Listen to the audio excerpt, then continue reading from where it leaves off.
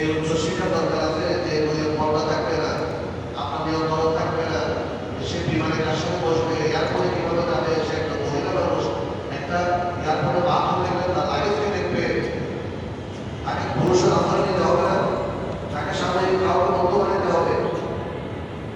আপনি যে আপনার নিজের মেয়েটাকে আল্লাহ আমি বলছেন আলোক পালন করে সুশিক্ষাতে যদি তুমি ঠিক জায়গায় বিবাহ দিতে পারো, আল্লাহ তোমার জন্য জান্নাত বরাদ্দ করে দিবেন। সুবহানাল্লাহ।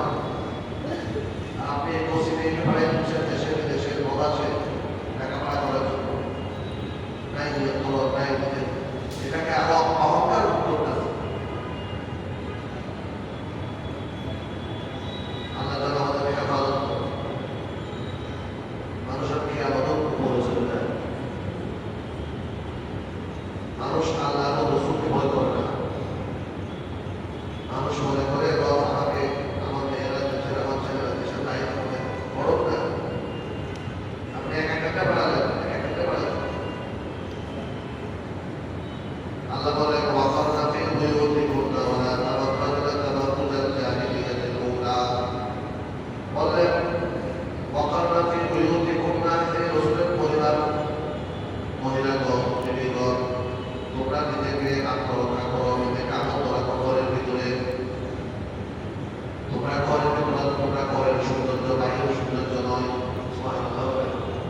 মহিলারা স্ত্রীরা কোথাকার সৌন্দর্য? ঘরের সৌন্দর্য।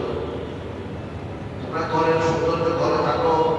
তারা তাবাররাজনা তাবাররুজাল জাহিলিয়াতিল উলা, তোমরা আইয়ামে জাহিলিয়ার মতো বেপরদা হইও না, উভয় হয়ে যেও না, প্রকাশিত হইও না, দৃশ্যমান হইও না। আইয়ামে জাহিলিয়াতের মতো যেভাবে মেয়েরা উভয় থাকতো। ওয়াকিমনাস সালাত, ঘরে থাকলে কি করবে? নামাজ আদায় করো। ওয়াতিনাজ যাকাত, যাকাত আদায় করো, যা কিছু আছে দান করো।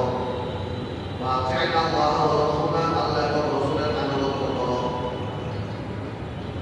আল্লাহ তাআলা এর সম্মান দিলেন, এই কাজগুলো যত তোমরা করবে, এরপরেও যদি তোমাদের গুনাহ হয়, তোমাদের সাথে যদি কোনো ময়লা লাগার সম্ভাবনা থাকে, আল্লাহ বলেন ইন্নামা ইউরিদুল্লাহু লিইউযহিবা আনকুম আর-রিজসা আহলাল বাইত ওয়া ইউতাহহিরাকুম তাহহীরা।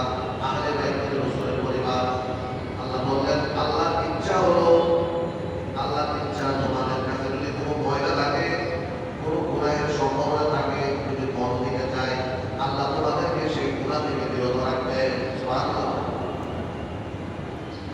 আল্লাহ তোমাদেরকে পবিত্র রাখবেন। এজন্য আল্লাহ নবী হুজুরের কবিতার ভুরা নিজের বলেছেন বিদআতুন মিন্নি, ফাতেমা আমার একটি অংশ। বিদআতুন আমার গোশতের, আমার শরীরের গোশতের একটি অংশ আমার মেয়ে। তাকে কষ্ট দেওয়া মানে আমার শরীরে কষ্ট দেওয়া। সুবহানাল্লাহ বলেন।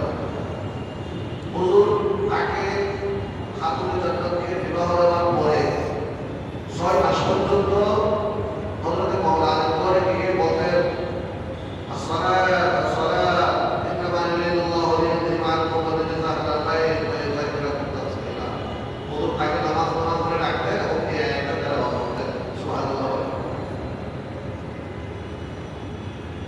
প্রত্যেক দিন এক ফজরের নামাজ পড়তে ডাকতেন, কত মায়া করতেন দেখেন।